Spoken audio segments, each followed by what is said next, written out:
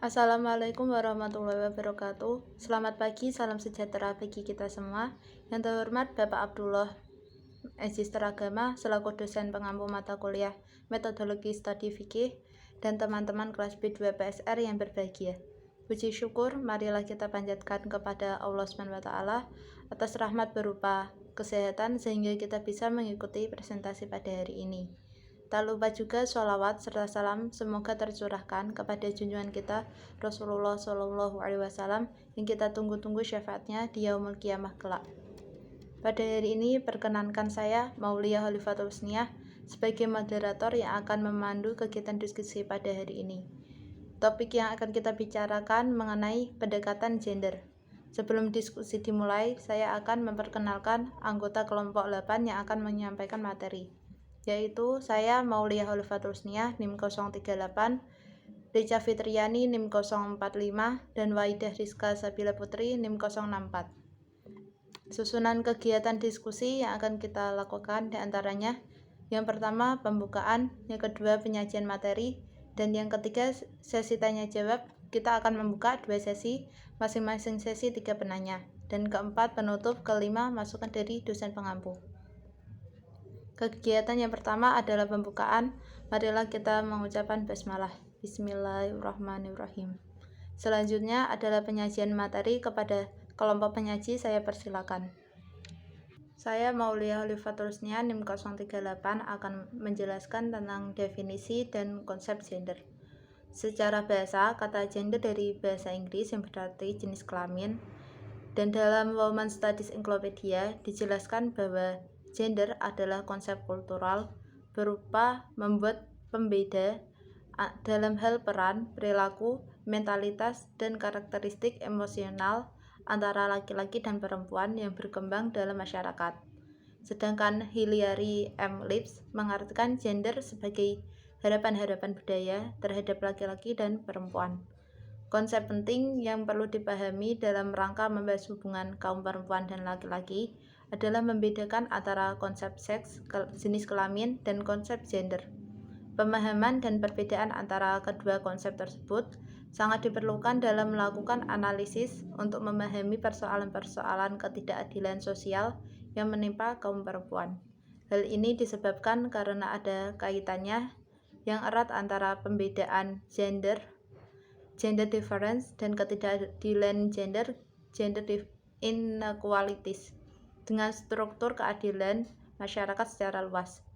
Dapat dipahami bahwasanya gender menunjuk pada peranan dan hubungan antara laki-laki dan perempuan. Jika perbedaan seks merupakan bawaan sejak lahir dan sepenuhnya kehendak Tuhan, konstruksi gender sepenuhnya atas kreasi dan ciptaan masyarakat.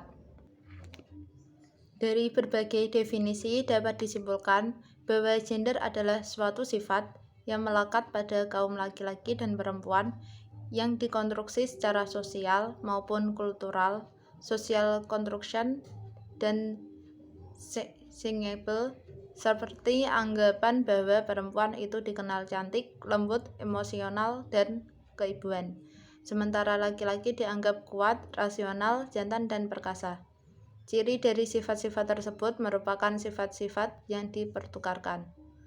Berdasarkan tabel yang ada pada makalah, maka dapat disimpulkan bahwasanya jenis kelamin atau seks tidak akan pernah berubah dari waktu ke waktu, sementara konsep gender selalu berubah akibat perubahan waktu dan tempat. Gender adalah konstruksi sosial yang dapat diubah sesuai dengan tingkat kesadaran kemanusiaan masyarakat. Inti dari wacana gender itu sendiri adalah persamaan hak. Keadilan gender itu sebenarnya sudah ada, tapi hakikat keadilan gender yang memperkuat persamaan hak antara laki-laki dan perempuan itu dalam pelaksanaannya seringkali mengalami distorsi. Selanjutnya akan dibahas oleh Rica Fitriani. Gender dalam pandangan Islam. Secara umum, gender adalah perbedaan yang tampak antara laki-laki dan perempuan apabila dilihat dari tingkah laku. Tapi sejauh ini persoalan gender lebih didominasi oleh perspektif perempuan, sementara dari perspektif pria sendiri belum banyak dibahas. Dominannya perspektif perempuan sering mengakibatkan jalan buntu dalam mencari solusi yang diharapkan, karena akhirnya berujung pada persoalan yang bersumber dari kaum laki-laki. Al-Quran secara umum dan dalam banyak ayatnya telah membicarakan relasi gender, hubungan antara laki-laki dan perempuan, hak-hak mereka dalam konsepsi manusia. Tentunya pembicaraannya tidaklah terlalu jauh dengan keadaan, kondisi lingkungan dan masyarakat pada waktu itu. Pada dasarnya, wanita memiliki kesamaan dalam berbagai hal dengan laki-laki. Beberapa ayat Al-Quran menyebutkan bahwa wanita sejajar dengan laki-laki, sebagaimana terdapat dalam surat An-Nahl ayat 97. Di sini saya akan menjelaskan tentang prinsip kesetaraan dan keadilan gender. Kata kesetaraan berasal dari kata setara yang berarti adil, keadilan, tidak berat sebelah, kepatutan, kandungan yang sama.